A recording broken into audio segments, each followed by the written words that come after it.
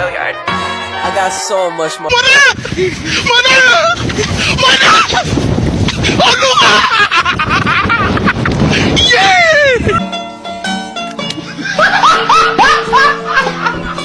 Are you ready, kids? Aye, aye, Captain! I can't hear you. Aye, aye, Captain! Oh!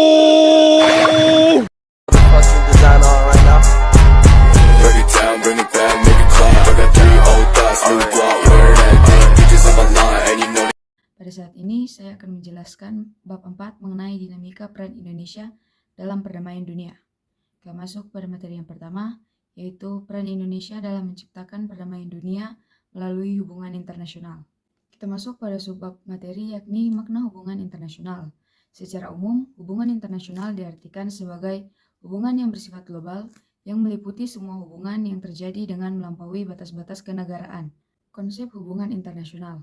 Yang pertama, politik luar negeri.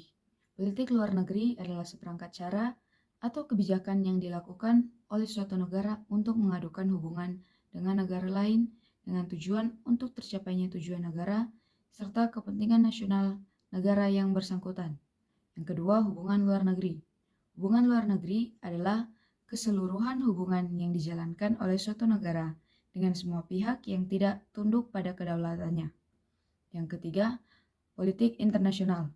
Politik internasional adalah politik antara negara yang mencakup kepentingan dan tindakan beberapa atau semua negara, serta proses interaksi antara negara maupun antar negara dengan organisasi internasional. Selanjutnya, pentingnya hubungan internasional bagi Indonesia. Perlunya kerjasama dalam bentuk hubungan internasional antara lain karena faktor-faktor berikut. Yang pertama adalah faktor internal, yaitu adanya kekhawatiran terancamnya kelangsungan hidup kesananya baik melalui kudeta maupun intervensi dari negara lain. Yang kedua, ialah faktor eksternal, yaitu ketentuan hukum alam yang tidak dapat dipungkiri bahwa suatu negara tidak dapat berdiri sendiri tanpa bantuan dan kerjasama dari negara lain. Pembangunan hubungan internasional bangsa Indonesia ditujukan untuk peningkatan persahabatan dan kerjasama bilateral, regional, dan multilateral melalui berbagai macam forum sesuai dengan kepentingan dan kemampuan nasional. Kemudian, politik luar negeri Indonesia dalam menjalin hubungan internasional. Politik luar negeri Indonesia bersifat bebas aktif. Sifat politik luar negeri inilah yang mewarnai pola kerjasama bangsa Indonesia dengan negara lain. Tujuan politik luar negeri menurut Muhammad Hatta. Yang pertama, mempertahankan kemerdekaan bangsa dan menjaga keselamatan negara. Yang kedua, memperoleh barang-barang yang diperlukan dari luar untuk memperbesar kemakmuran rakyat. Yang ketiga, meningkatkan perdamaian internasional. Yang keempat, meningkatkan persaudaraan segala bangsa sebagai pelaksana cita-cita yang tersimpul dalam Pancasila. Berikut adalah bentuk kerjasama yang dikembangkan bangsa Indonesia. Yang pertama, Indonesia menjadi anggota PBB. Yang kedua, memperaksari Konferensi Asia Afrika. Yang ketiga, terlibat langsung dalam misi perdamaian Dewan Keamanan PBB dengan mengirimkan pasukan Garuda ke negara-negara yang dilanda konflik. Yang ketiga, keaktifan Indonesia sebagai salah satu pendiri Gerak Non-Blok atau GNB.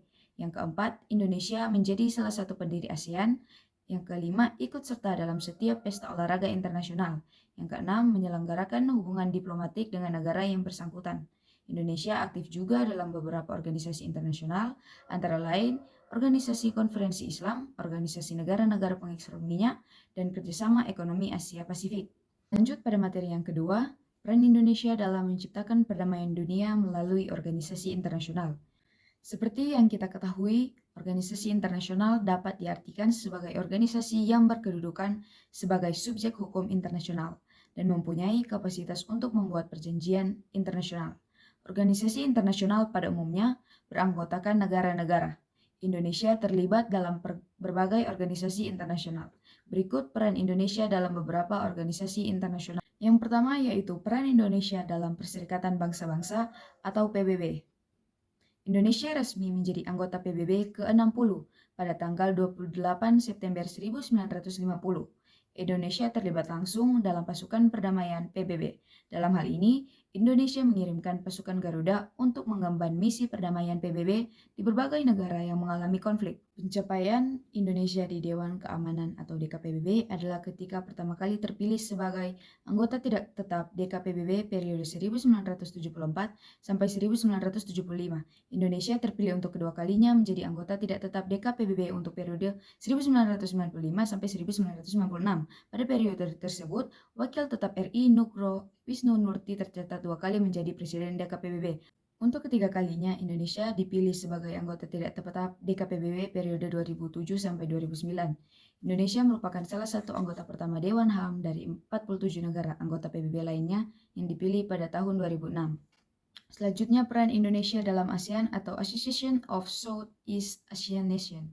Indonesia adalah negara terbesar di Asia Tenggara dan memegang peran penting dalam keamanan dan stabilitas di Asia Tenggara.